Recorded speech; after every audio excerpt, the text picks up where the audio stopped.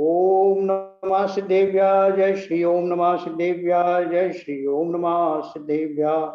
मंगलम भगवान वीरो मंगलम गौतमो गणे मंगलम कुंद कुंदाद्यो जैन धर्मोस्तु मंगलम सर्वमंगल मांगल्यम सर्व कल्याण कारकम प्रधानम सर्वधर्माणां जैनम जयतु शासनम जैनम जयतु शासनम जैनम जयतु शासनम।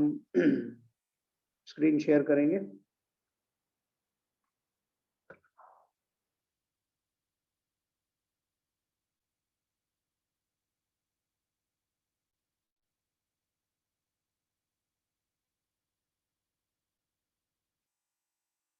ललित जी आप म्यूट हैं शायद हम।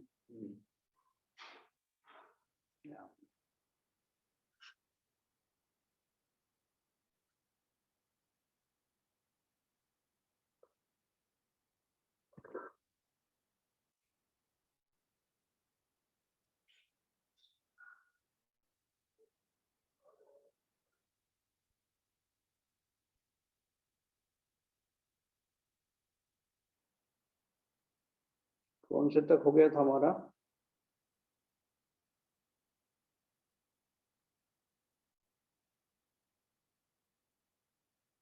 हाँ ये हो गया था भाव परलोक का 112। बराबर। देखिए कल हमने जो परलोक की बात करी थी कि आत्मा को ज्ञान भी बोला, आत्मा ही ज्ञान है, आत्मा ही तीर्थ है, आत्मा ही परभाव के लिए भी बात आई थी। तो वो परभाव जो है, आपने पहले वो अलंकार पढ़े होंगे ना, अनुप्रास और वो कौन सा था अनुप्रास अलंकार और एक और दूसरा था नाम। तो वो उन अलंकारों में वो एक ही शब्द को अलग अलग मीनिंग में प्रस्तुत किया जाता है, यमक अलंकार। अच्छा। हाँ, तो उसमें वो बोलते हैं ना, देखो नारी बिच साड़ी है कि साड़ी बिच नारी है। अच्छा लगता है एक को दूसरे में हैं अतिशयोक्ति हो करके। हाँ हाँ हाँ। आप लोगों की आवाज मुझे कम आ रही शायद, मेरा कुछ प्रॉब्लम है? नहीं, आपकी आवाज तो सही आ रही है। अच्छा, मेरी आवाज आ रही है? हाँ आपकी भी आ रही है। हाँ, आपकी आ रही है। आरपीजन साहब की कम आ रही है। कम ही आवाज है सर। तो स्पीकर एडजस्ट करना पड़ेगा, माइक आपका माइक। हाँ ओके ठीक है सर। चलिए ठीक, कोई बात नहीं।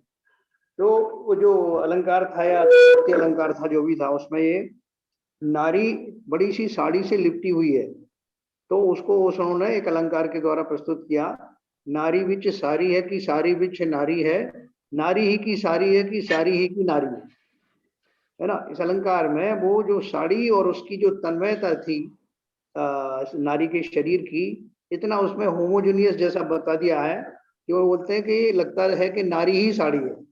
उसी तरह से उन्हीं अलंकारों का प्रयोग करते हुए जो परलोक को उन्होंने बोला कि आत्मा ही परलोक है, क्योंकि आत्मा का ये वर्तमान स्वरूप जिसमें राग द्वेष आदि बहुत भरे हुए हैं, उससे वो परलोक जिसकी हमने कामना की है, कल्पना की है, वो बिल्कुल डिफरेंट है।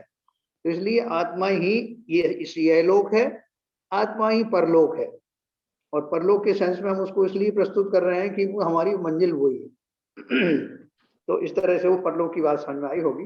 अपन 112 नंबर का दोहा पढ़ेंगे।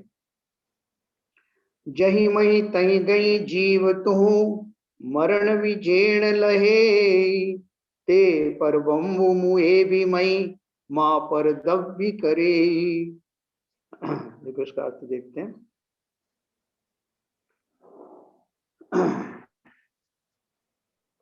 हाँ 110 111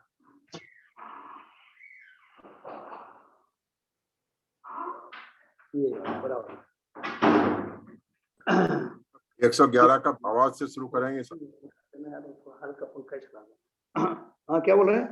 111 के भावार्थ से शुरू करके चलेंगे आगे। 111 के चले, भावार्थ से अच्छा हाँ ओके।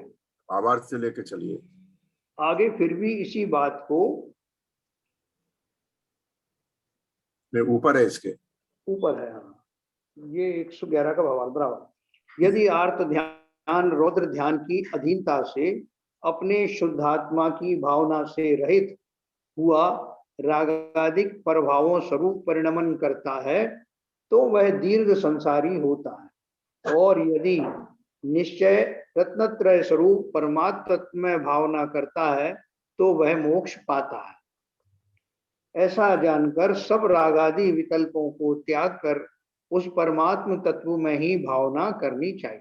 ये तो अपन सब जानते हैं ना, आर्त जी। ध्यान रौद्र ध्यान के बारे में अपन बहुत अच्छे से जानते हैं कि अगर आपका आर्त रौद्र ध्यान जो कि निरंतर चलता है संसारी जीवों के, और उसी में हम फंसे रहे तो हमारे रागादि विकल्प कभी समाप्त होंगे नहीं।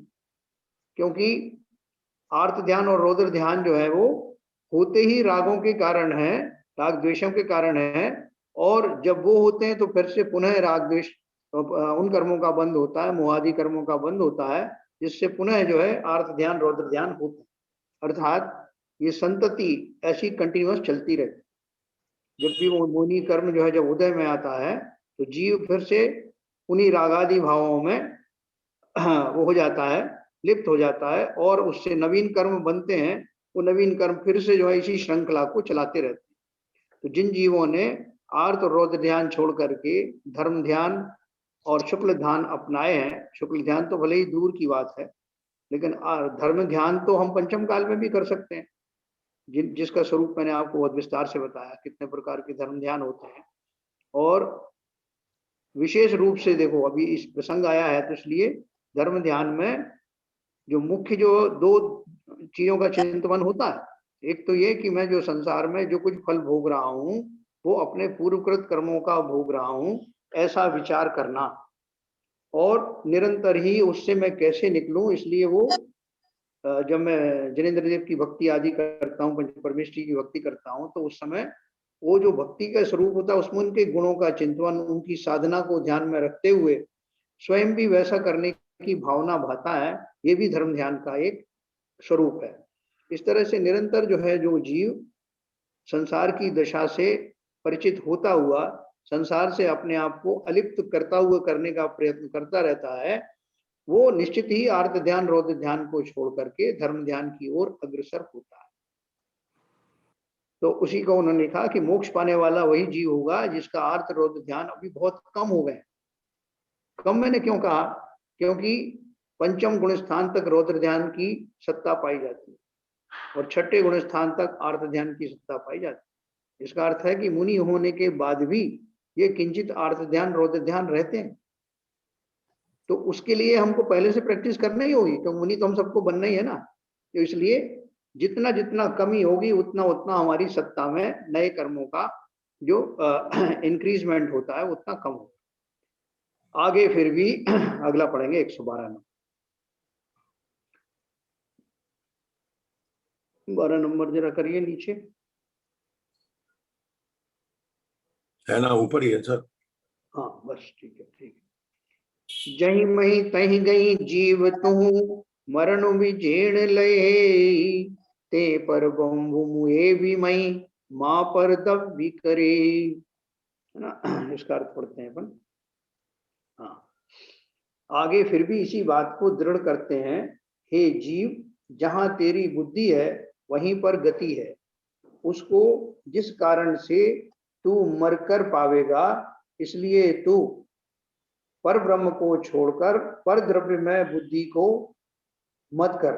भावार्थ है, शुद्ध द्रव्यार्थिक नय से टाकी सा गढ़ा हुआ अघटित घाट अमूर्तिक पदार्थ ज्ञायक मात्र स्वभाव वीतराग सदा आनंद रूप अद्वितीय अतीन्द्रिय सुख रूप अमृत के रस कर तृप्त ऐसे निज शुद्धात्म तत्व को छोड़कर द्रव्य कर्म भाव कर्म नो कर्म में या देहादि परिग्रह में मन को मत लगा। है ना, सिंपल बात है जिसको अपन ने कई बार पढ़ा है कि इतना अनुपम आत्मा का स्वामी होने के बाद हम पर पदार्थों में पर द्रव्यों में पर भावों में क्यों जाएं। तो इसलिए उन्होंने कहा कि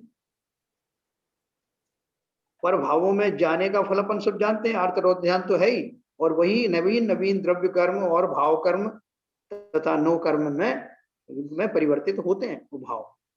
तो इसलिए जब जिस क्षण जीव को अपनी आत्मा का सच्चा स्वरूप पता होने के बाद जब वो उसमें लगने लगता है, तो न केवल उसके ये रागादि जो भाव है, रागादि भाव ये भाव कर्म का ही होता है ना, भाव कर्म रागादि भाव सब उसी में आते हैं। तो वो भाव कर्म नवीन भाव कर्म नहीं बनेंगे तो द्रव्य कर्म भी नहीं बनेंगे, और नो कर्म आदि जिनसे शरीरों का निर्माण होता है उन सारे में अंकुश लग जाएगा।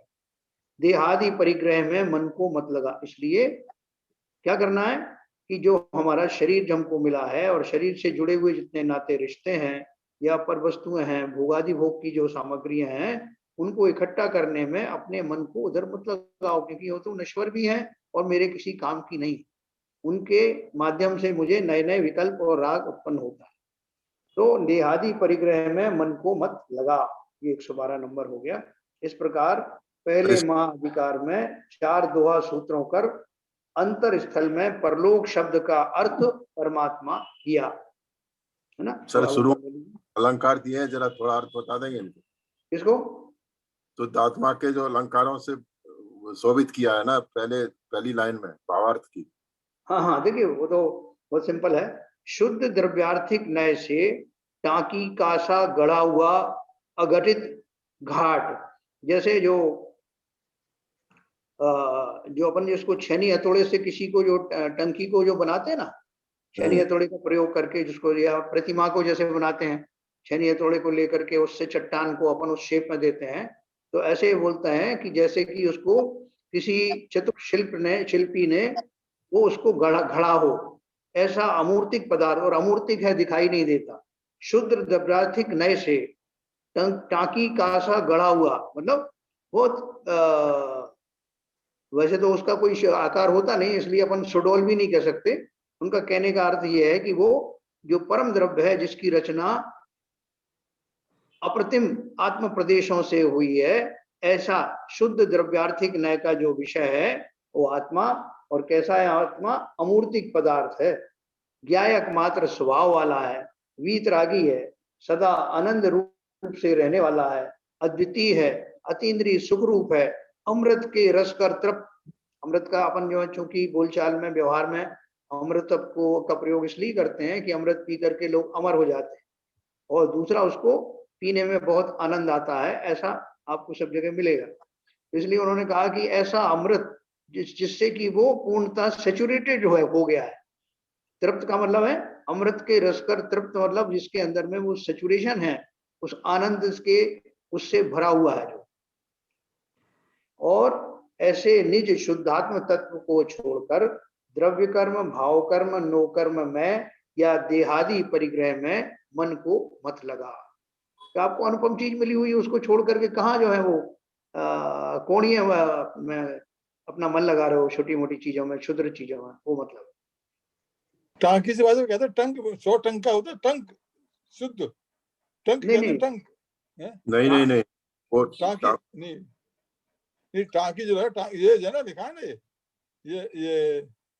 ये पूरी बात लिखिए, शुद्ध द्रव्यार्थिक नय से टांकी का सा गड़ा हुआ, बिल्कुल शुद्ध 100 टंक जैसे कहते हैं ना 100 टंक का, ये तो ये बिल्कुल 100% सही है। देखो उन्होंने आगे लिखा है शुद्ध द्रव्यार्थिक नय से टांकी का सा गड़ा हुआ, लेकिन अघटित घाट, जिसे किसी ने गढ़ा नहीं है। एक तो यह कि किसी जैसे कुशल कारीगर ने बनाया है, जैसे टांकी से बनाते हैं, और लेकिन वो अघटित है, मतलब किसी ने उसको बनाया नहीं। ठीक है, उसको ज्यादा डिटेल में जाने की जरूरत नहीं। हाँ ठीक है, मतलब मैं तो मुहावरे की कोशिश कर रहा था जानने की। परलोक में ही मन लगा, पर द्रव्य से ममता छोड़, ऐसा कहा गया था उसमें। ऊपर करिए थोड़ा, 113 ऊपर है। हाँ, जमणीय दब्ब है भिन्नु जड़ु तम पर दब्बु बियाणी, पुगलु धम्मा धम्मुणहु कालु विपंचमु जानी। 113 नंबर।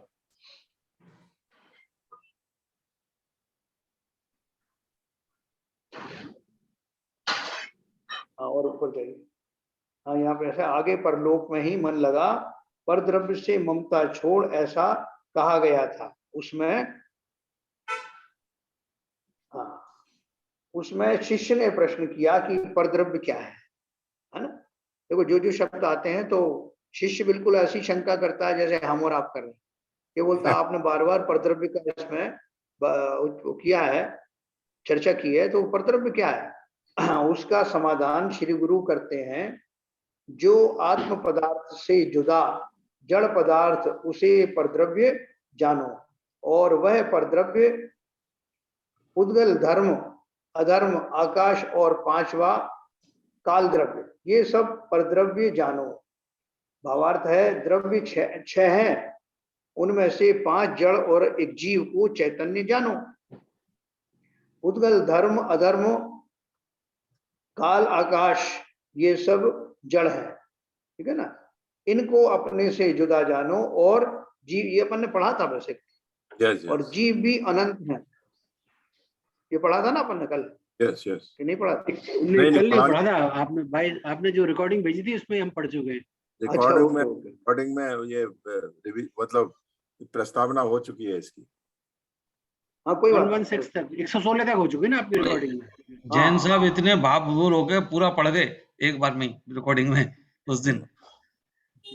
नहीं, वो उसमें क्या था शैलेंद्र जी, वो क्या था कि अकेले में पढ़ रहे थे ना, तो मुझे मालूम था कि इसमें कोई प्रश्न उत्तर तो आएंगे नहीं, ये तो उस समय का यूटिलाइज करके मैंने 1 घंटे का वो उसको बनाया था।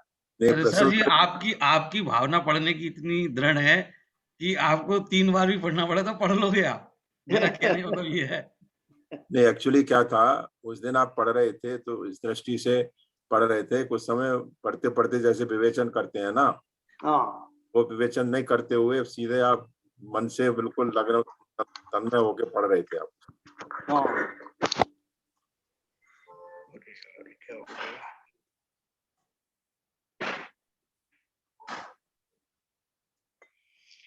हाँ। तो चलिए आगे चलते हैं। जो इसमें सामने जो बात कर रहे थे, हाँ, दिखाई देता है आदमी समझाने के लिए, तो दूसरा होता है। जो अकेले अकेले बोलने के लिए तो कोई है नहीं समझने वाला, समझाए किसे, पढ़ते चले गए अपना। बाबू जी, इनके जैन साहब की परिस्थिति देखिए, वो तो सबको देख ही नहीं पाते, समझा रहे हैं पर नहीं, देखने ये तो वालों ने मालूम अपने है वीडियो ऑफ कर समझाने रखे हैं। की। नहीं, इस समय इनके कॉन्शियस माइंड में ये तो है कि मैं जो बता मेरा रहा मतलब हूँ। जैन साहब की परेशानी देखिए, लेकिन वो बोलते नहीं है। नहीं, उसमें तो देखो उस दिन जब रिकॉर्ड कर रहे थे तो वो हमारी धर्मपत्नी भी दरवाजा बंद करके चली गई कि आपको डिस्टर्ब ना हो, इसलिए। मैं तो आगे बताना है मेरे को, मुझे मालूम। हम दीवार से एक सुनने वाली थी वो भी चली गई, एक श्रोता था वो भी चला गया। अब बताओ किसे सुनाना। तो चलिए शुरू करेंगे। इससे ये आवाज बढ़ती है क्या है ललित जी, ये जो है? अरे बहुत बढ़िया आवाज आ रही है सर। अच्छा आवाज आ रही है आपकी, पहले से अच्छी आ रही है। बहुत अच्छी। तो चलिए ये हो गया। जीव को देखो, अपन इसको फिर से पढ़ रहे हैं इसलिए कि मैं अपने टोटल 6 द्रव्य है ना, हाँ। 6 द्रव्यों के समूह को विश्व या संसार कहते हैं। उन 6 द्रव्यों में से 5 द्रव्य तो अजीव हैं, खाली एक जीव द्रव्य है, वही चैतन्य है। और वो जीव में भी जो मेरे अतिरिक्त जितने भी जीव हैं वो, और बाकी के 5 द्रव्य, ये सारे ही मेरे लिए पर द्रव्य ही हैं ना। वो जीव भी मेरे कहाँ हैं, सारे जीव भी मेरे से तो अलग है ना। तो इसलिए वो बोल रहे हैं कि जब मैं परद्रव्यों की चर्चा कर रहा हूं, न केवल वो जो 5 द्रव्य हैं जीव के अतिरिक्त, उद्गल धर्म अधर्म आकाश और काल, बल्कि जीव द्रव्य भी मेरे अतिरिक्त बाकी सब पर हैं। आप संसार में भी देखो, अपन बोलते हैं ये अपना है, ये तो अपना है, वो अपना है, लेकिन ये अपना कहने वाला कौन है? वो इंडिविजुअल है जो सबको अपना अपना कह रहा है, जिसने अपना मान रखा है। लेकिन हमारे यहाँ 12 भावनाओं में क्या बताया? आप अकेला अवतरे मरे अकेला होए, यूं कब हूं इस जीव को साथी सगा न कोई। तो ये जानते हुए भी हम परद्रव्यों की भाषा नहीं समझ पाते, परद्रव्य कौन। क्योंकि मेरे खाने से मेरा ही पेट भरता है। मैं जब मरता हूं तो अकेला मरता हूं, जीता हूं तो उत्पन्न होता हूं तो अकेला होता हूं। इस दृष्टि से भी प्रकृति ने मुझे जगह जगह शिक्षा दी है कि मेरे अतिरिक्त बाकी सब मुझसे पर ही हैं। तो यही उन्होंने भाव उसको कहा। उन सबको अपने से भिन्न उद्गल धर्म अधर्म काल आकाश इनको अपने से जुदा जानो, और जीव भी अनंत है, उन सबको अपने से भिन्न चतुष्टय रूप भिन्न जानो। चतुष्टय रूप अपना आत्मा है, अनंत चतुष्टय रूप अपना आत्मा है, उसी को निज यानी अपना जानो। और जीव के भाव कर्म रूप रागादिक तथा द्रव्य कर्म, ज्ञानावरणादि 8 कर्म और शरीरादिक 9 कर्म, और इनका संबंध अनादि से है, परंतु जीव से भिन्न है, इसलिए अपने मत जानो। देखो यहाँ एक तो उन्होंने ये बात कह दी, 6 द्रव्यों की बात कह दी कि वो आपसे स्वयं को छोड़ के बाकी सारे जीव मिला करके भी अपने से अलग है, और जीव भी अनंत है, उन सबको अपने से भिन्न जान। अपनी आत्मा के बारे में क्या बताया? अनंत चतुष्टय स्वरूप अपना आत्मा है, उसी को अपना जान। अनंत चतुष्टय कौन से होते हैं? अनंत ज्ञान, अनंत दर्शन, अनंत जीव और अनंत सुख, है ना। तो ये चारों अनंत हैं मेरे अंदर। शक्ति रूप से सभी आत्माएं इन अनंत चतुष्टय से शोभित रहती हैं। खाली जो परमात्मा जो बनते हैं उनकी वो डेवलप हो जाती हैं, वो प्रकट हो जाती हैं, शक्ति रूप से हो जाती हैं। बाकी तो अवेलेबल तो मेरे साथ भी है। तो वो बोल रहे हैं कि अपना जो अनंत चतुष्टय रूप अपना आत्मा है, उसी को अपना जानो, उसके अतिरिक्त कोई अपना नहीं। और जीव के भाव कर्म रूप रागादिक तथा द्रव्य कर्म, ज्ञानावरणादि 8 कर्म और शरीर आदिक 9 कर्म, और इनका संबंध अनादि से है कि नहीं? जब भी मैं भाव करता हूं तो भाव करने से, जिन्हें मैं भाव कर्म रूप बोलता हूं ना, अगर मेरे भावों में शुद्धपना नहीं होगा तो उन भावों के फलस्वरूप राग और द्वेष की उत्पत्ति होगी, और राग द्वेष की उत्पत्ति होगी तो मेरे जो द्रव्य कर्म है, जो 8 द्रव्य कर्म है ना, ज्ञानावरणादि दर्शन वर्णी होनी अंतराय ना, आयु नाम गोत्र और वेदनी, ऐसे जो 8 कर्म है वो, और शरीर आदिक 9 कर्म, जो विजिबल चीजें हैं, पुद्गलों से निर्मित चीजें हैं, शरीर से लेकर के और बाह्य वस्तुएं जो दिखाई देती हैं, उन सब की रचना 9 कर्मों से हुई है, 9 कर्म वर्गणाओं से हुई है, और इनका संबंध अनादि से है। इनका संबंध आपस में इन सबका है ना। जब मैं भाव कर्म करता हूं तो उनका आश्रय होता है।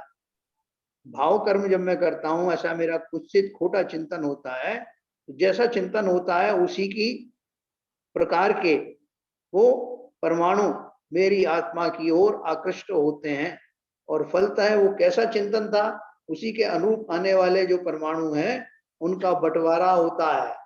कैसा बंटवारा होता है कि वो ज्ञानावर्णी वाले हैं कि दर्शनावर्णी वाले हैं, ऐसे जो 8 कर्मों के रूप में है, उनका न केवल आश्रय होता है बल्कि आत्मा के साथ बंध भी होता है ना।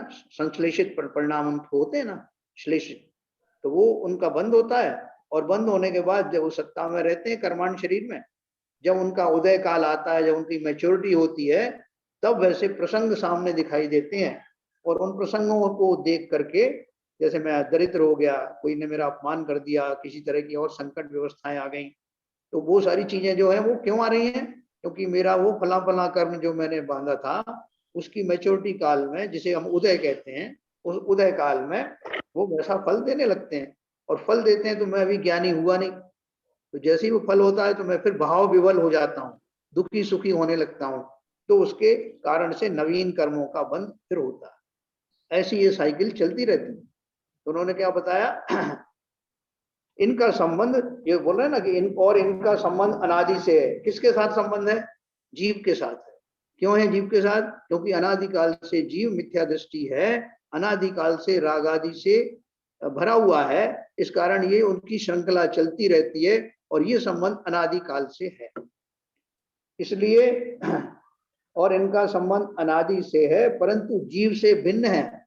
संबंध ऐसा नहीं है मेरा। देखो आप संसार में कोई भी संबंध लगा लो, कोई भी संबंध आपका इंटीमेट कांटेक्ट नहीं होगा। यहाँ तक कि बाकी नाते रिश्तेदार तो जो है आपसे दूर है ही, उनके शरीर ही अलग है। इवन जो मेरा शरीर है वो भी मुझसे कहाँ टच करता है।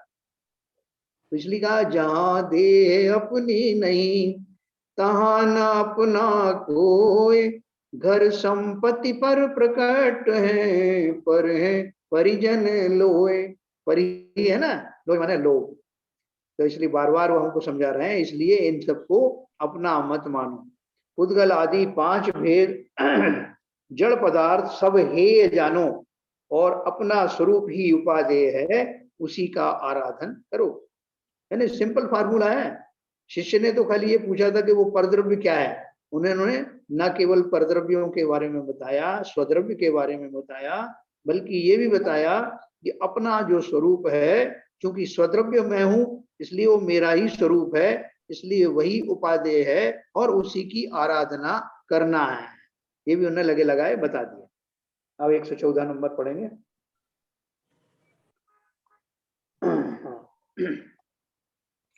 जैणि सद्दुवि कुविकरई परम पै अनुराव, अग्निकणी जिम कट्टगिरी ढाई असे सुविपाओ।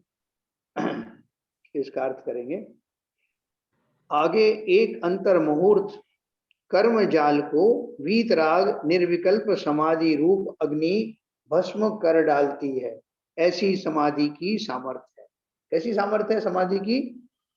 कि बोलते हैं जैसे कि एक अग्नि की चिंगारी कितने सारे ईंधन को जला देती, जलाकर खाक कर देती, ऐसे ही उसी प्रकार एक अंतर मुहूर्त में कर्म जाल को वीतराग निर्विकल्प समाधि रूप अग्नि भस्म कर डालती है, ऐसी समाधि सामर्थ्य है, वही दिखाती। आपने देखा हुआ, आपने प्रथमान योग के पुराणों में अपन ने पढ़ा कि राजा हुए, चक्रवर्ती हुए, जिन्होंने अपने काल में कितनी कितनी हिंसाएं की होंगी। चक्रवर्ती के काल में, हालांकि जब वो उसके लिए निकलता है, क्या बोलते हैं, 6 खंड को जीतने के लिए जब निकलता है, दिग्विजय करने के लिए निकलता है, उस समय उससे जरा भी हिंसा नहीं होती। उसके पास इतनी रिद्धियां होती हैं, चक्र आदि को देख करके ही वो 6 खंड के राजा नतमस्तक हो जाते। तो बोलते हैं वो ब्लडलेस क्रांति होती, पूरा अभियान होता है, इसमें किसी तरह का कोई रक्तपात नहीं होता, कोई हिंसा नहीं होती। और वो भाव हिंसा होती है सर? है भाव हिंसा नहीं, भाव हिंसा भी नहीं होती। भाव हिंसा मतलब होती तो फिर वो द्रव्य हिंसा भी आती, लेकिन हाँ किंचित तो होती है। जैसे वो किस हिसाब से होता है भाव हिंसा जो आप कह रहे हो, वो एक हिसाब से सही है। भाव हिंसा मारने की नहीं होती, किसी को मार दें, लेकिन ये तो होता ही है कि मैं उनको जीत लूं, वो सब मेरे को सरेंडर करें, तो ये भी हिंसा ही है ना। अब मैं किसी को अधीन बनाने की जब कामना करता हूं तो ये भी हिंसा है। किसी को जैसे किसी ने चाकू दिखाया, मारना नहीं है, डराने के लिए, कि डराने से काम हो जाएगा, चाकू दिखाया डरा दिया। हाँ तो नहीं, वो भी पूरा पूरा पूरा भाव हिंसा ही है। वही डराने के भाव की कह रहे हैं, ललित जी उसी की कह रहे हैं। हाँ चक्र दिखा उसमें करके, चक्र से दिखा दिया एक्चुअली, चक्र दिखा डर गया करके आदमी तो। तो वही पूरी हिंसा हो गई। हाँ उसको भी मान रहे हैं ना, हिंसा तो मान ही रहे हैं, उसको भी मान रहे हैं कि वो भी द्रव्य भाव हिंसा तो है ही है। और भाव हिंसा होने के कारण, क्योंकि उन जीवों को जो डर आपने पैदा किया है, आपने बिल्कुल सही कहा, आपने जो उनको भय पैदा किया, तो आपने उनको अभय नहीं किया ना, अभयदान तो नहीं दिया, बल्कि भयग्रस्त कर दिया, जिसके कारण कि उन्होंने आपकी अधीनता स्वीकार कर ली। तो वो भावाश्रव तो बिल्कुल होगा, यानी नियम से होगा। और भी राज्य शासन चलाने में जितनी भी हिंसाएं होती हैं वो मामूली नहीं होती। अब जिनके यहाँ रसोई बनती है 365 दिनों का, प्रतिदिन का एक नया रसोईया होता है, नए तरह के भोजन बनते हैं, कितनी बड़ी चक्रवर्ती की सेना होती है, उसको पालने का भाव, उसके निमित्त से होने वाली हिंसा, वो सारा दोष उसके खाते में जाता है। तो अगर वो जो है उस परिग्रह में मग्न हो जाए और जरा भी किंचित भी उसका मन में उस तरह के प्रति ग्लानि ना उत्पन्न हो, उसको वो जस्टिफाई करता रहे, तो नियम से नरक जाता। लेकिन वो चक्रवर्ती उसके बाद में इन सबको अपनी निंदा ग्रह करना शुरू करता है बाद में, और एक दिन दीक्षा लेकर के सब प्रतियों को छोड़ करके जो उत्कृष्ट तप करता है। तो हमारे मन में ये प्रश्न आएगा कि उसने इतने सारे जो है कर्म के पहाड़ इकट्ठे करे और उसी भाव में खिर गए और उसी भाव में मोक्ष भी चला गया, क्योंकि एक भी कर्म का एक ट्रेस भी रहेगी तो मोक्ष नहीं जाएगा। तो इसका अर्थ ही ये है कि उसके पास कोई ऐसा साधन होगा जिसके कारण कि वो अनंत भवों में इकट्ठे किए हुए कर्मों को एक साथ जलाकर खाक कर देता। उसके पास नहीं, हर एक के पास होता है भाई साहब वो साधन तो। नहीं, अपन धीरे धीरे चल रहे हैं ना, सिस्टमेटिक चल रहे हैं। नहीं, मैंने एक बात कही कि हाँ। आपने कहा उसके बाद, ये तो आप बता ही रहे हैं, अब तक आपने बताया ही है कि हमारे पास भी है वो सब कुछ, लेकिन हम नहीं कर पा रहे हैं उसे, ये हमारी अभी कमी है। थोड़ा सा धैर्य रखना पड़ेगा आपको बाबूजी। सही बात है। अपन जिसके ऊपर घटित कर रहे हैं उस घटित को ऊपर घटा लेने दो, उसके ठीक है, बाद ठीक। अपने ऊपर भी आएंगे। अपन को कहाँ ठीक है, छोड़ रहे हैं? हाँ, चर्चा तो अपन अपने लिए कर रहे हैं, उनकी तो उदाहरण दे रहे हैं। ठीक है ना? तो देखो, अब वो जो चक्रवर्ती ने जो, या जिसने भी दीक्षा दी, दीक्षा लेकर, मैं खाली ये बताना चाहता हूं कि वो जो तप की जो अग्नि है वो कितनी पावरफुल है। खाली ये बताने के लिए मैंने ये सब उदाहरण बताया आपको। उन्होंने ये लिखा कि एक अंतर्मूर्त में कर्म जाल को वीतराग निर्विकल्प समाधि रूप अग्नि भस्म कर डालती है ना। वीतराग हुआ वो, अर्थात उसने पहले सारे रागों को छोड़ा, सम्यक दर्शन दृष्टि हुआ, सम्यक ज्ञानी हुआ, फिर उसके बाद में श्रेणी आरोहण किया और पूर्ण वीतरागी होकर के फिर उसने पूर्ण वितरागी होने के बाद में जो श्रेणी आरोहण होती है उसमें वो जो निर्विकल्प समाधि रूप दशा होती है वो यही होती है। श्रेणी आरोहण का जो दशा है वो वितराग निर्विकल्प समाधि की दशा है, जिसमें जीव अपने को सब तरह के विकल्पों से रहित करता है, करके मात्र एक आत्मा के उस शुद्ध स्वरूप में ही स्थिर होने लगता है। और वो स्थिरता जब इतनी बढ़ जाती है कि वो एक अंतर्मूर्त तक उसी आत्मा के स्वरूप में बना रहता है, तो केवल ज्ञान हो जाता है। अर्थात केवल ज्ञान से पहले होने वाली वो जो निर्जराएं होती हैं वो सारी, बाकी के जो अभी कुछ कर्म बाकी हैं, लेकिन जो मोहिनी आदि हैं वो तो सारे चले जाते हैं। तो ये उन्होंने खाली ये बताया कि उसमें इतना पावरफुल है वो कर्म जाल को जैसे अग्नि भस्म कर डालती है ईंधन को, वैसे ही उस कर्म जाल को भस्म कर देती है। वही जैसा- लिखा। हाँ जी। मैं थोड़ा एक यहाँ पे क्लैरिफिकेशन चाहूंगा। आपने जो चक्रवर्ती की बात कही, और 6 खंड को जब जीतने जाते हैं, हेलो, हाँ हाँ हाँ, बोलिए। तो चक्रवर्ती तो सम्यक दृष्टि ना, तो उसको तो वेद विज्ञान है। हाँ 6 खंड को जीतने जा रहा है तो उसके मन में तो जैसी वो रामचंद्र जी को छायक दृष्टि थे, हाँ। तो उन्होंने जो युद्ध किया तो मालूम था, वेद विज्ञान था, तो उसमें वो हिंसा का पाप लगेगा क्या इस स्थिति में? बिल्कुल लगेगा। देखो ऐसा है, पाप तो कोई भी करे, किसी को कोई कंसेशन नहीं है, हाँ लेकिन उसमें फर्क है। फर्क क्या हाँ है? मैं आपको बताऊं कि उन्होंने, रामचंद्र जी ने कितने युद्ध लड़े, वो युद्ध तो आपको पद्म पुराण में मिल ही जाएंगे। उसके अलावा जैसे सीता जी का अपन बोलते हैं ना, सीता जी के जब विछोह हुआ तो वो कितने विलाप किया उन्होंने, हाँ और लक्ष्मण जी का वियोग हुआ तब कितना उन्होंने जो है वैसा किया। हाँ तो ये कितने तीव्र जो है उनके राग और द्वेष के कारण से उनके आर्त और रौद्र ध्यान बने जी, उनके पूरे जीवन में भी। और लेकिन अपन ने अभी, मैंने आपको बताया था कि रौद्र ध्यान 5वें गुण स्थान तक, और ये आपका अर्थ हाँ आर्त ध्यान 6वें गुण स्थान तक रहता है। 6वें गुण स्थान में मुनि हो जाता है, 5वें गुण स्थान में अलग छल्लक हो जाते हैं। उसके बाद उनकी निर्जर हो जाती। हाँ, तो वो क्या है, उनका बंध तो जरूर हुआ, लेकिन कौन सी जाति का हुआ? अनंतानुबंधी चौकड़ी चली गई। यस यस, तो इसलिए वो जो ऐसे वाले कर्म नहीं थे जो उनको अनंत संसार में रुलाने वाले थे। ठीक है, समझ क्लियर है। ऐसा ही वो उनके चक्रवर्ती के साथ में, भरत चक्रवर्ती के आदि के साथ में होगा। और Yes. सभी चक्रवर्ती नियम से मोक्ष नहीं जाते। हाँ वो सही। हाँ, ज्यादातर जाते हैं, कुछ जो है स्वर्ग भी जाते हैं, और एक आध एक्सेप्शनल केस में नरक भी जाता है। ठीक है ना? तो वो जो नरक जाता है उसके भाव भी वैसे ही। ऐसे ही होंगे, सही बात। तो आगे उसी का आराधन करो, ये हो गया काट खा, भस्म कर डालते हैं। ऐसी समाधि की सामर्थ्य वही दिखाते हैं। आधे निमेष मात्र भी कोई परमात्मा में प्रीति को करे तो जैसे अग्नि की कणी काट के पहाड़ को भस्म कर देती है, उसी तरह सभी पापों का भस्म कर डाले, है ना। देखो बाबू जी यहाँ अपनी बात लिखी है, उन्होंने कोई का भी लिख दिया आगे। पहले तो एक बता दिया, जनरल बता दिया कि ये वीतराग निर्विकल्प समाधि रूप अग्नि है, ये कर्मों को भस्म कर डालती है।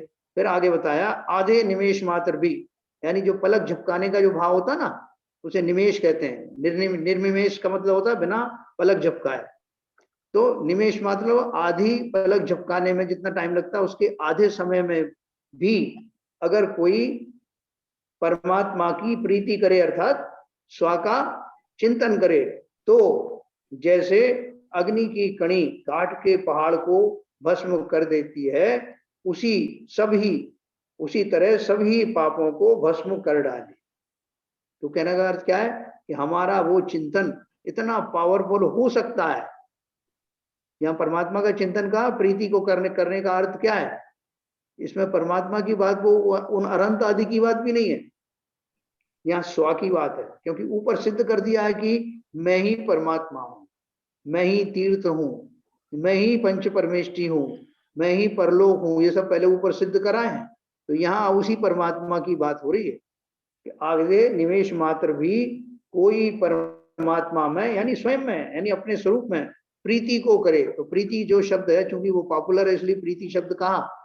प्रीति का अर्थ यहाँ पे वो नहीं है जो लौकिक रूप में होता है, यहाँ मतलब रुचि पूर्वक अपने आत्मा का जो चिंतन करता है उसे वैसा ही फल की प्राप्ति होती है जैसे अग्नि की एक चिंगारी लकड़ी के पहाड़ जला देती है ना। हमने देखा हुआ अमेरिका में जो है वो बहुत सारे एरिया ऐसे हैं जहां पर आपस में पेड़ जो है रगड़ने से उनमें अग्नि उत्पन्न हो जाती है।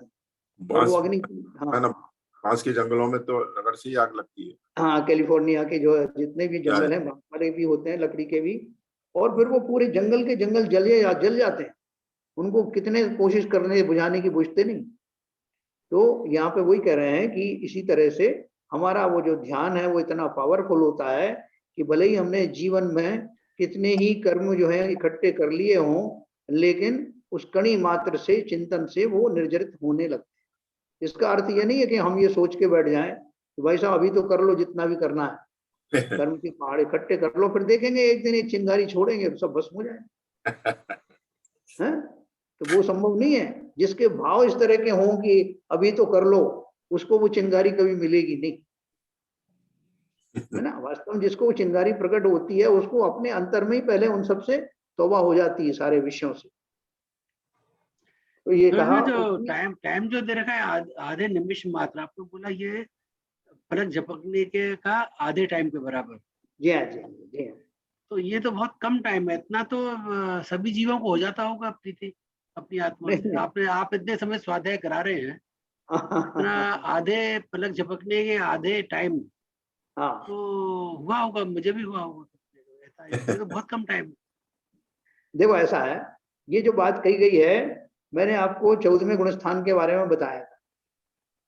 14वें गुणस्थान के अंतिम समय में जो अपन ने जो 85 प्रकृतियों का नाश होता ना, तो अंतिम समय कितना होता है वो 14वां गुणस्थान कितनी देर रहता है? 5 अक्षरों का उच्चारण होता है उतनी देर में, है ना। और उसके भी जो अंतिम से पहला वाला जो होता है उसमें 13 और बाकी के में लास्ट में 72। और उस पूरे काल में कितना समय लगता है? यही पलक झपकने के आधे भाग में, उतने समय में वो 85 प्रकृतियां नष्ट हो जाती। ये वो तो आप जो बता रहे हैं ना, वो तो सब 13वें गुणस्थान के बाद की बात है, जब जीव ऑलरेडी केवल ज्ञान प्राप्त कर चुका है। तो परमात्मा सही होता है गुणस्थान पे मतलब वो सिद्ध बनने के लिए वो टाइम है एक्चुअली। देखो वो तो एक अलग ही लेवल हो गया ना एक्चुअली। उस समय तो फिर आधे निमिष मात्र जो भी पल है 5 अक्षर वाला, तो वही लिखा है भाई, परमात्मा में प्रीति है, परमात्मा में पहले नहीं उनकी तो प्रीति ऑलरेडी सब जब केवल ज्ञान हुए तो प्रीति ऑलरेडी हो चुकी है ना उनकी। तो नहीं एक मिनट ये तो मोक्ष के लिए है, एक मिनट के लिए है। सुनो ललित जी, एक मिनट। वो क्या है, मैंने आपको सिद्ध का सीधा 14वां गुणस्थान क्यों बताया, एक उदाहरण देने के लिए आपको बताया कि उतनी सी देर में अपन को मालूम है 14 गुणस्थान से पार होकर के वो सिद्ध बन जाते हैं। इसका मतलब क्या हुआ, बाकी सारे गुणस्थानों में इतनी तीव्रता से तो काम नहीं होता, लेकिन कुछ ना कुछ निर्जरा अवश्य होती है। जैसे आप श्रेणी आरोहण करते हो 7वें गुणस्थान के अंतिम भाग से, तो बहुत तेजी से निर्जराएं शुरू हो जाती। तो यहाँ उनका समझाने के जैसे बोलते गुण श्रेणी निर्जरा, जो अपन ने पढ़ा था, जो कर्णानुयोग परिचय पढ़ा था।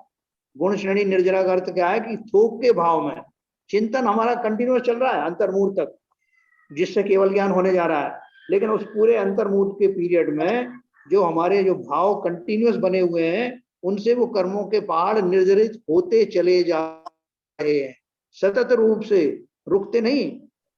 तो हर एक पल का अगर मैं एनालिसिस करूं कि इस सेकंड के 1000वें भाग में भी कुछ कर्म खिरे, अगले सेकंड के 1000वें भाग में भी कुछ खिरे, तो कहने का यहाँ अर्थ खाली इतना है कि वो उतनी सी देर का जो चिंतन है वो थोक के भाव में कर्मों का नाश करता है। एक्चुअली मैंने आपको जीव स्थान के बताया। जीव के उच्च गुण स्थानों की स्थिति के बारे में बताया यहाँ पर। ये हाँ, जात जीव के लिए नहीं है, हम जैसे हम मिथ्या। और आप वो ध्यान थोड़ी कर रहे हैं अभी। यस, नहीं साहब, आपने ये तो बोला कि कोई परमात्मा, मतलब कोई, मतलब कि आप बोले कि हम लोग अभी आपकी कथा है कि हम लोग के लिए भी है। नहीं, कोई प्रीति परमात्मा, आदि निवेश परमात्मा मतलब सब कोई परमात्मा में कोई, मतलब कोई भी, मतलब कोई भी जीव। बिल्कुल सही है, लेकिन जीव- वो जो प्रीति बिल्कुल शब्द सही है है। वो कोई प्रीति में जीव उसका रहस्य छुपा कोई है। भी जीव अपने स्वभाव में स्थिर होगा तभी। हाँ, हाँ, अब बहुत सही बात कह दी। अब ये तत्व की बात कह दी इन्होंने। परमात्मा का मतलब अपने स्वभाव में स्थिर हो रहा है, अपने स्वभाव का आधे आधे निवेश मात्र के लिए। नहीं नहीं हाँ, नहीं, हमें अपने स्वभाव का भी कोई ज्ञान ही नहीं है। हम तो केवल परिकल्पना कर रहे हैं, हाँ, चिंतन करके अभी उसमें स्थापित भी नहीं हुए। हमने तो गुण स्थान में सम्यक तो पाने की स्थिति भी नहीं प्राप्त हुई। बराबर। देखो, मैंने आपको प्रीति शब्द का उदाहरण इसलिए दिया था कि प्रीति का अर्थ वो मत समझो जो सांसारिक प्रीति की बात है। वो मोह राग नहीं है, प्रीति हाँ, का है साधारण आत्मा की प्रीति नहीं है ये। नहीं, वो स्वचिंतन है ना एक्चुअली, आप अपनी आत्मा का चिंतन, आत्मा का चिंतन। हाँ, तो आत्मा का चिंतन आत्मा का जो चिंतन है, जो किस तरह का चिंतन है, उसमें वो वीतराग निर्विकल्प समाधि से चिंतन। वीतराग निर्मल विकल्प समाधि को पाने के लिए हमें सारी चौकड़ियों को पहले निपटाना होगा। हाँ, समझे? पहले जो अनंतानुबंधी कषाय है, अप्रत्यक्षानुवादी, प्रत्यानुवादी, उनसे तो पहले निवृत्ति पालो, तभी तो आत्मा के दर्शन कर पाएंगे। 10वें 12वें गुण स्थान में जाकर के परमात्मा बनता है वीतरागी। तो इसका मतलब ये 7वें गुण स्थान या उससे ऊपर के लोगों के लिए है। यस यस यस, अब आपकी समझ में आ गई। 12वें गुण स्थान के वाले जीवों के लिए ये ठीक है ना, हर एक कोई नहीं कर सकता ये। तो इसलिए उन्होंने लिखा है किसी के लिए एप्लीकेबल है सर,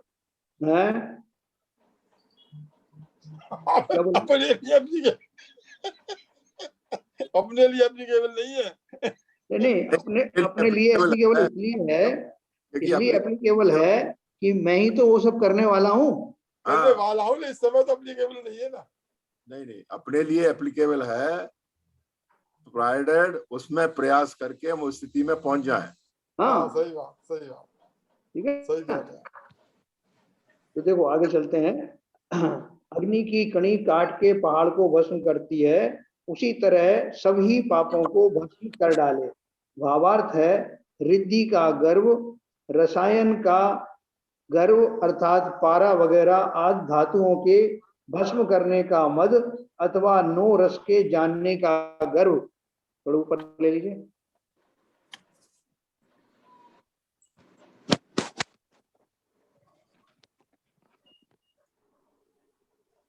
कवि कला का मद, वाद में जीतने का मद, शास्त्र की टीका बनाने का मद, शास्त्र के व्याख्यान करने का मद, ये 4 तरह का शब्द गौरव स्वरूप इत्यादि अनेक विकल्प जालों का त्याग रूप प्रचंड पवन उससे प्रज्वलित हुई, जो निज शुद्धात्म तत्व के ध्यान रूप अग्नि की कणी है। जैसे वह अग्नि की कणी काट के पर्वत को भस्म कर देती है, उसी तरह यह समस्त पापों को भस्म कर डालती है, अर्थात जन्म जन्म के इकट्ठे किए हुए कर्मों को आधे निमेष में नष्ट कर देती है। ऐसी शुद्ध आत्म ध्यान की सामर्थ्य जानकर उसी ध्यान की ही भावना सदा करनी चाहिए। देखो ऊपर में जो 8 मद जो अपन ने पढ़े थे ना, पूजा मद और ज्ञान मद, ऐश्वर्य मद, ऐसे अपन ने 8 मद पढ़े थे ना, तो वो जितने अज्ञानी होते हैं उनको ये 8 मद होते हैं। थोड़ा सा भी कहीं प्रसिद्धि मिल जाए, कहीं कोई प्रशंसा मिल जाए तो उसका उससे घमंड हो जाता है। तो वो जो सारे घमंड जो वो करता है, वो घमंड का त्याग जीवों को जैसे जैसे वो सम्यक दृष्टि बनने की ओर अग्रसर होता है तो उसको ये सारे विकल्प समाप्त होने लगते हैं, है ना। इत्यादि अनेक विकल्प जालों का त्याग रूप प्रचंड पवन उससे प्रज्वलित हुई, ये निज शुद्धात्म तत्व के ध्यान रूप अग्नि की कणी है। यानी जब मैं इन सबको जो त्याग करने लगता हूं तो कहाँ जाऊंगा, क्योंकि जीव कभी भी निर्विकल्प तो रह नहीं सकता, कोई ना कोई विकल्प अवश्य रहेगा। जब सब तरह के जो है जो पापाचार हैं, दुर्विचार हैं, जब उनका त्याग हो जाता है तो उसका मन कहाँ जाएगा, उपयोग कहाँ जाएगा। समस्त जगह से सिमट करके जब वो उपयोग अपने में लगता है तो अपने में लगने की दशा है, उसी का नाम तो ध्यान है, उसी का नाम तप है। आंतरिक जो तप है या ध्यान है वो इसी का स्वरूप है, बाहरी तप और ध्यान की बात नहीं है। और वो जो ध्यान और तप है वही वास्तव में वो जो शुद्धात्म तत्व को जानने रूप या उसमें लगने रूप जो अग्नि है। तो कुल मिला के वो क्या बोल रहे हैं कि संसारी अवस्था में जितने भी हमारे निकृष्ट या पाप रूपी जो भाव रहे हैं उनसे हट करके जैसे ही जीव स्व में अपने आप को लगाता है तो वहां उसका वो चिंगारी रूप, ध्यान की चिंगारी का रूप वो प्राप्त करता है। और उस ध्यान के फलस्वरूप जो सत्ता में पहले से विद्यमान कर्म थे उनकी थोक के भाव निर्जरा होती है। उसी तरह यह समस्त पापों को भस्म कर डालती है, अर्थात जन्म जन्म के इकट्ठे किए हुए कर्मों को आधे निमेष में नष्ट कर देती है। ऐसी शुद्ध आत्म ध्यान की सामर्थ्य जानकर उसी ध्यान की ही भावना सदा करना चाहिए। तो जो हर एक आधा निमेष जो पड़ेगा, हर एक आधा निमेष में कंटिन्यूअस निर्जराएं होती रहेंगी, ठीक है ना। तो वो करते करते करते इस आधा निमेष में इतने कर्म जल गए, उसने आधा निमेष में फिर ये हुए। और जलने का अर्थ क्या है, जलने का अर्थ ऐसा नहीं कि कोई आग लगा रहा हो फिजिकली, है ना, ऐसा उपचार से कहा जाता है क्योंकि हम इन शब्दों से परिचित हैं, तो इसलिए अपन को वो अग्नि आदि की जो उपमा दी जाती है वो इसलिए दी जाती है। वहां तो वास्तव में अग्नि लगने का अर्थ क्या होता है कि वो उनका जो चार्ज है, चार्ज पार्टिकल होते हैं ना, उनका चार्ज समाप्त हो जाता है, वो निष्क्रिय हो जाते हैं, ये उसका अर्थ है। लेकिन हम क्योंकि अग्नि से और उससे परिचित हैं भस्म करने के लिए, इसलिए अपन बोल होली खेले मुनिराज अकेले वन में, है ना। वो कहते हैं कर्मों को ऐसे नष्ट कर दिया, कर्मों को पछाड़ दिया, वो सब जो बातें वो इसलिए की जाती हैं कि हम उन्हीं शब्दों को प्रयोग में लाते हैं। लेकिन वास्तव में आप टेक्निकली देखें तो साइंटिफिकली क्या होता है, जिन कर्मों को जो चार्ज पार्टिकल थे, जो कर्म रूप में चार्ज किए हुए थे, कोई ज्ञानावर्णी कर्म से चार्ज था, कोई दर्शनावर्णी चार्ज था, उन सब का चार्ज समाप्त हो जाता है। और क्यों हो जाता है, उसके पीछे भी कारण है। देखो जब अपन जो है किसी जिस समय हमने आश्रव भाव किए थे उस समय उन आश्रव भावों के कारण से वो पार्टिकल चार्ज हुए, और जब हम निराश्रव हो गए तो वो ही उल्टी डायरेक्शन में जाकर के उस चार्ज को निकाल देता है, निर्जरित हो जाते हैं। तो ये जो दशा है, निर्जरित होने का अर्थ वास्तव में यही है कि वो कर्म जो है, वो कर्मों में कोई आग नहीं लगी, कोई परमाणु कोई नष्ट तो थोड़े हुए, वो सब चूंकि वो चार्ज पार्टिकल होके आत्म प्रदेशों में लगे हुए थे, वो डिस्चार्ज होने के बाद वो या तो वहीं पड़े रहते हैं या बाहर रह जाते हैं, लेकिन आत्मा के साथ उनका कोई संबंध नहीं रहता। इसी को नष्ट करना कहते हैं। ये सब समझ में आया होगा। आगे का चलें 115। मेलवी सयल अवखड़ी जिये जे अनिचिंतौ होई चित्तु निवेशई परम पये देव निरंजन जोई। मेले विषयल अखणी अखणी चिंतौ होई चित्तु निवेशई परम पये देव निरंजन जोई। 115 पढ़ेंगे, थोड़ा सा ऊपर करें।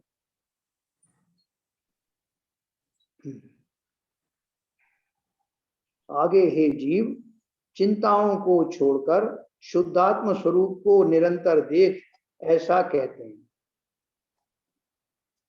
हे जीव, समस्त चिंताओं को छोड़कर निश्चिंत होकर तू अपने मन को परम पद में धारण कर और निरंजन देव को देख। भावार्थ है, हे हंस, हंस भी कहा ना जिस जीव को, हंस देखे सुने और भोगे हुए भोगों को की वांछा रूप खोटे ध्यान आदि सब चिंताओं को छोड़कर अत्यंत निश्चिंत होकर अपने चित्त को परमात्मा स्वरूप में स्थिर कर।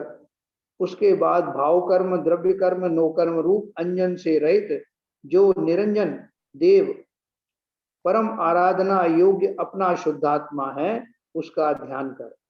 पहले यह कहा था कि खोटे ध्यान को छोड़, सो खोटे ध्यान का नाम शास्त्र में अपध्यान कहा है। अपध्यान का लक्षण कहते हैं बंध इत्यादि। इसका अर्थ ये ऐसा है कि निर्मल बुद्धि वाले पुरुष जिन शासन में, उसको अपध्यान कहते हैं। जो द्वेष से पर के मारने का, बांधने का अथवा छेदने का चिंतन करे और राग भाव से भी पर स्त्री आदि का चिंतन करे, उस अपध्यान के दो भेद हैं, एक आर्त और दूसरा रौद्र। सो ये दोनों ही नरक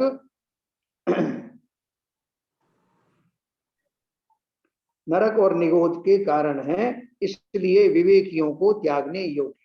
देखो अपन ने जो कुछ पढ़ा ना, उसमें एक बहुत बड़ी बात है जो आपने शायद ध्यान नहीं दिया होगा। शुरू में लिखा, क्या लिखा है? हे जीव, चिंताओं को छोड़कर शुद्धात्म स्वरूप को निरंतर देख।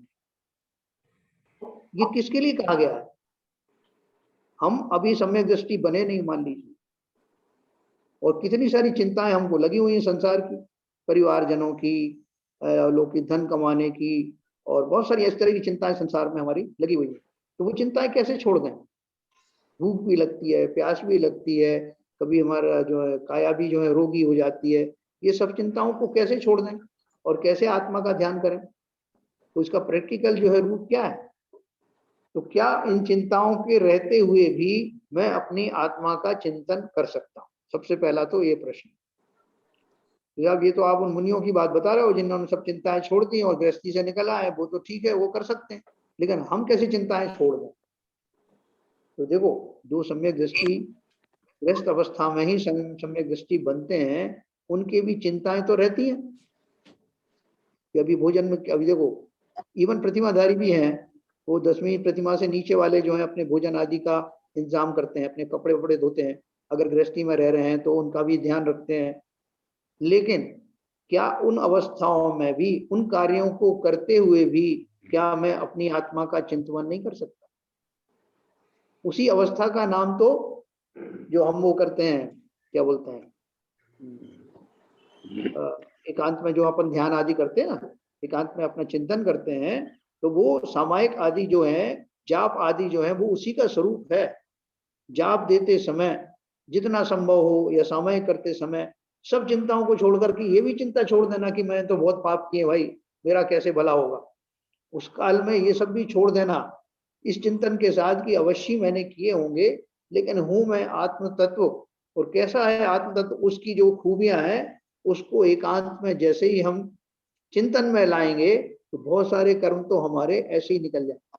नहीं निकलेंगे तो उनकी सत्ता और उनका जो अनुभाग है वो कम होने लगेगा, उनकी स्थिति है वो कम होने लगेगी। ये प्रभाव तो तुरंत होता है। जैसे अभी अपन जो है बैठे हुए हैं स्वाध्याय में, तो अभी कौन सी चिंता हमको सता रही है? अभी भी तो हम आत्मा की बात कर रहे हैं ना। तो जब हम ये कर पा रहे हैं, और अगर गहरे से सामान, क्या बोल रहे हैं? मैं ये कह रहा था हाँ, कि हम जब अकेले में पूजा करते हैं या जाप देते हैं और एक स्वाध्याय करते, तीन चीजें हैं। तो मेरा अपना अनुभव ये है कि स्वाध्याय के अलावा अन्य दोनों कामों में हमारा दिमाग स्थिर होता ही नहीं है, क्योंकि इस समय तो उपयोग हमारा पूरी तरह से लग जाता है, तो हमें पता ही नहीं हम कहाँ बैठे हैं, किससे, कौन हमारे बगल में बैठा है, कौन क्या बात कर रहा है। केवल आपकी आवाज आती है या फिर ये जो पढ़ते हैं वो आती है, लेकिन वहां पर हाथ में माला है और माला दाने चल रहे हैं और दिमाग कहीं दूसरी जगह चल रहा है। ऐसे पूजा में कभी कभी कभी कभी फूल पुष्प डाल दिया और कभी वो डाल दिया, यही नहीं पता कहाँ डाल रहे हैं, क्या कर रहे हैं, कहाँ जा रहे हैं। लेकिन ये स्वाध्याय में ये देखा है कि इसमें तो पता ही लगता है हम क्या करते हो। ये जो आत्मजीव का जो स्वभाव है, तो ये एकदम स्थिर होने का मतलब इसमें क्या ऐसा डिफरेंस क्यों है? तो वहां भी पूजा कर रहे हैं, वहां भी तो हमारा भाव यही है, ये ऐसा क्यों हो जाता है? उपयोग के हिसाब से होता क्या होता है? जैन साहब जरा मैं बोल रहा हूँ, देखिए बाबूजी, चाहे आप स्वाध्याय में बैठे हैं, पूजा में बैठे हैं या माला फेर रहे हैं, हाँ, ये गारंटी नहीं है कि स्वाध्याय में जो आदमी बैठा है वो पूर्ण रूप से यहाँ बिल्कुल तन्मय होके दूसरे विचार नहीं आ रहे हैं। यहाँ भी प्रोबेबिलिटी है।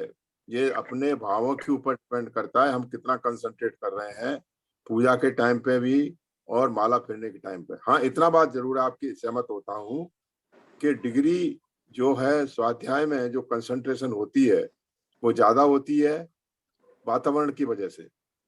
जहाँ पूजा करते हैं, जहाँ माला फेरते हैं, उस समय क्या कहते हैं, हमारे पास दूसरा कोई आलम्बन नहीं होता।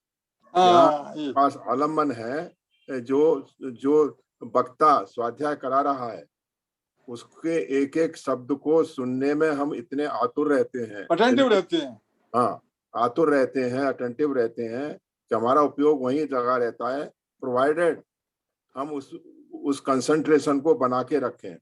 नहीं, हमारे स्वाध्याय वाले भी ऐसे हैं, देखा होगा जब ये अनम्यूट हो जाता है तो वहां से आवाजें आती रहती हैं, टीवी की, इधर की उधर की भी बात करते रहते हैं, तो उनका कंसंट्रेशन नहीं होता है।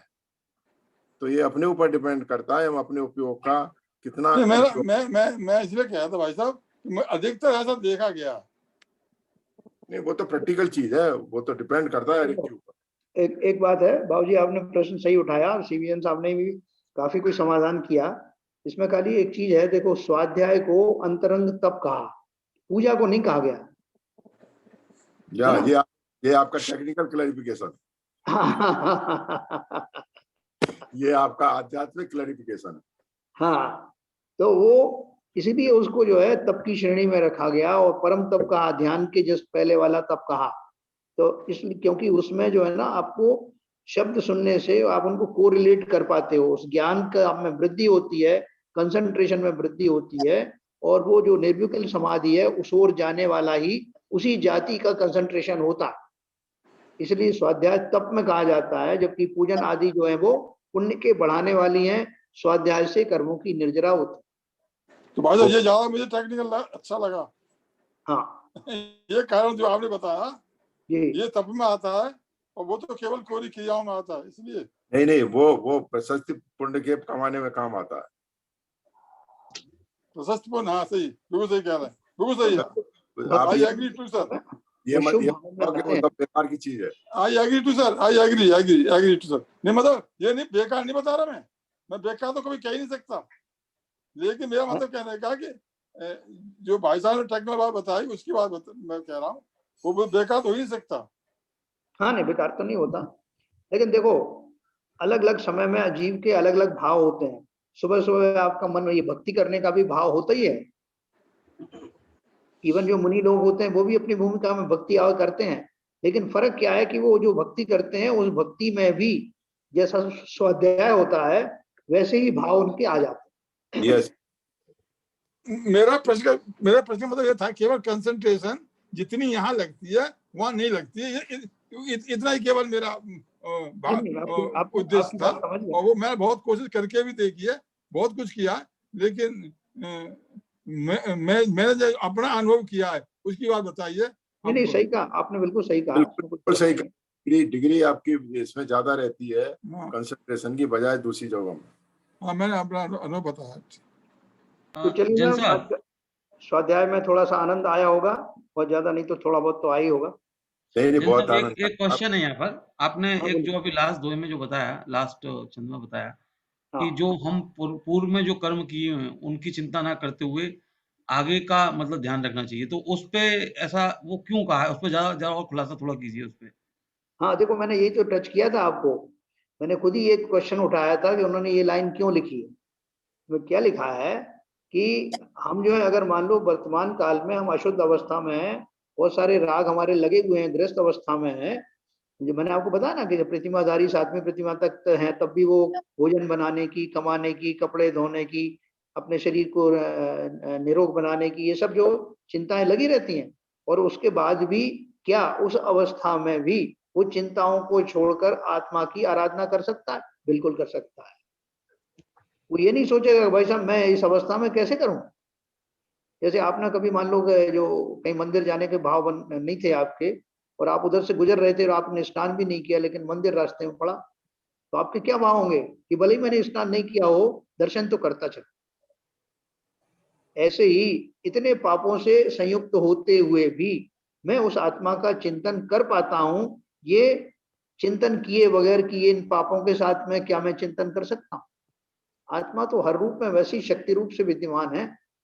बिल्कुल उनमें कर जो लगे हुए सत्ता में जो कर्म है वो आपको चिंतन करने से रोकते नहीं है, जब तक कि इतना भारी ही कोई कर्म का उदय ना हो। सत्ता की बात नहीं कर रहा हूं, कभी उदय में इतना तीव्र कर्म ना हो कि आपको किसी के अपना चिंतन करना तो दूर की बात है, जिनेंद्र देव के दर्शन करने के भी भाव ना हो, ऐसी अवस्था में तो आप नहीं कर पाओगे। लेकिन by and large, in general terms, हमारे कितने ही हमने पाप किए हैं, और पाप को मैं पहचान रहा हूं ना कि मैं पापी हूं, मैंने पाप किए, तो ये एहसास होना भी कम बात नहीं है। ऐसा एहसास होने के बावजूद वही तो व्यक्ति ये भी सोचेगा कि मैंने जो पाप किए मुझे नहीं करना चाहिए, मैं कौन हूं, मैं जीव द्रव्य हूं, तो वो सब चिंतन उसका होने लगेगा ना। और इन सब बातों के साथ में जब वो जीव अपने चिंतन में आ जाएगा तो उसकी सारी चिंताएं उन क्षण के लिए शांत हो जाती। बहुत बढ़िया। यही पहली लाइन में उन्होंने यही लिखा है, चिंताओं को छोड़कर शुद्धात्म स्वरूप को निरंतर देख। ठीक है शैलन जी? हाँ, तो मतलब ये अभी के अलावा और भी जो पूर्व में खोटे कर्म किए उनको भी ज्यादा चिंता नहीं करना है, आगे की सुध लो, मतलब ये है इसका मतलब। वो तो अपने आप निर्जरा हो जाएगी जब चिंतन शुरू हो जाएगा। तो तो मतलब कभी जैसे गिल्टी कॉन्शियस आदमी रहता है, जो अपराध बोध रहता है, तो उसकी वजह से बहुत कुछ चीजें नहीं करता है, तो वो अपराध बोध, यदि अपराध किए भी हो तो उस अपराध बोध से निकल के अपनी आत्मा के स्वभाव में जाने की कोशिश करनी चाहिए। शैलेंद्र जी, अपराध बोध होना भी हिंसा है।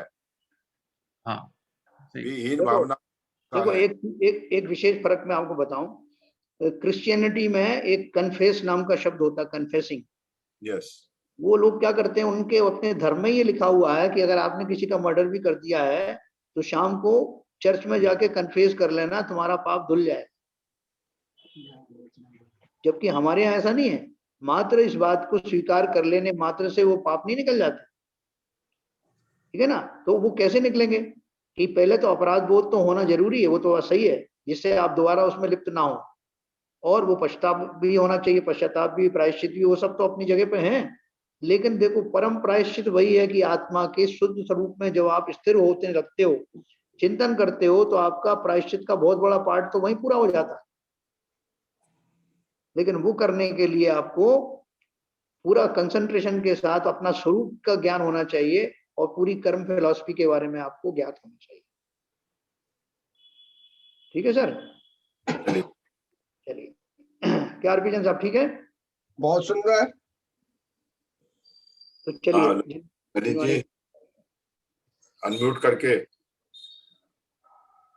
जी अनम्यूट कर लीजिए।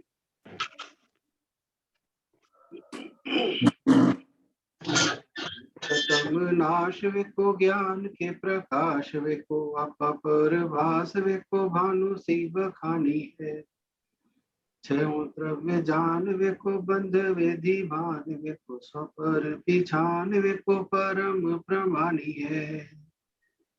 अनुभव बताए विको जीव के जताए विको, काहू न सताए विको भवे और आनी है। जहाँ तहाँ तार विको पार के उतार विको, सुख विस्तार विको यही जिनवाणी है। ये जिनवाणी भारती तो जपू दिन रहन, जो तेरी शरण गए सो पावे सुख चैन। जिनवाणी के ज्ञान से सूझे लोका लो, सो वाणी मस्तक धरो सदा देते दो, सदा देते दो। जिनवाणी माता की जय।